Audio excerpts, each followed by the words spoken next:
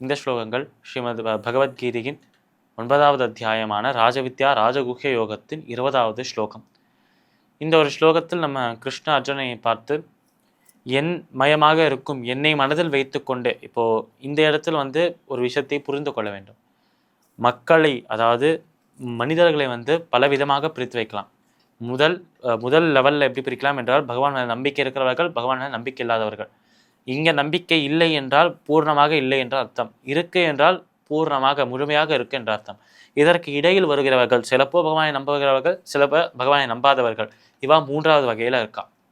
அதனால் 3 வகையாக மக்கள் இருக்கா. ஒன்று முழுமையாக பகவானை நம்புகிறவர்கள், 2வது பாதி நம்பி பாதி மறந்து போன நபர்கள், இன்னும் சில பேர் பகவானை நினைக்கவே மாட்டா, பகவானில் நம்பிக்கையே இல்லாத நபர்கள். இந்த 3 விதமாக மட்டும்தான் பகவானை பொறுத்தவரையில், பக்தியை பொறுத்தவரையில் பிரிக்க முடியும் மக்களை.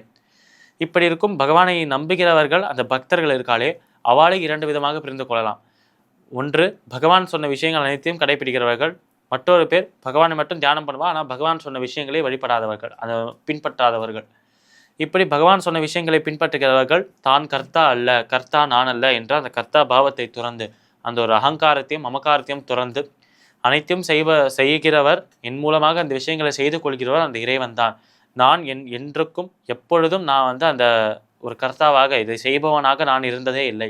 ஆனால் அனைத்தையும் செய்பவன் அந்த இறைவனே என்ற அந்த ஒரு விஷயத்தை உணர்ந்தவர்களாக முதல் வகை இருக்கா.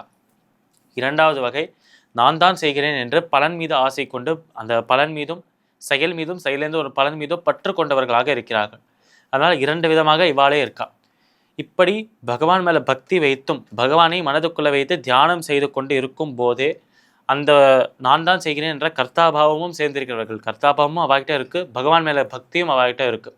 இந்த 2மே இருக்கிற நபர்கள், அப்பேற்பட்ட நபர்கள் பகவானை வழிபடுவதனால் கிருஷ்ணர் இந்த இடத்தில் சொல்கிறார், யாரெல்லாம் என்னை வழிபட்டு முழுமையான பக்தியோடு என்னை வழிபட்டு கொண்டு இருக்கும் போதே அந்த பலன் மீது ஆசை கொண்டு இருக்கிறார்களோ அவளுக்கு மோட்சம் கிடைக்காது. என்றால் பலன் மீது ஆசை கொள்ளாமல் செய்தாலும் மோட்சம் கிடைக்கும். இதையெல்லாம் நம்ம பார்த்துட்டு வரோம்.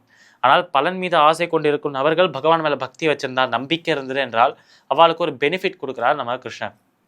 இவா மீண்டும் ஒரு முறை பிறப்பு என்பது இவளுக்கு திரும்பி கிடைக்கும். பிறவா பிறநிலையாக இருக்கும் மோட்சத்தை அடைய மாட்டார்கள்.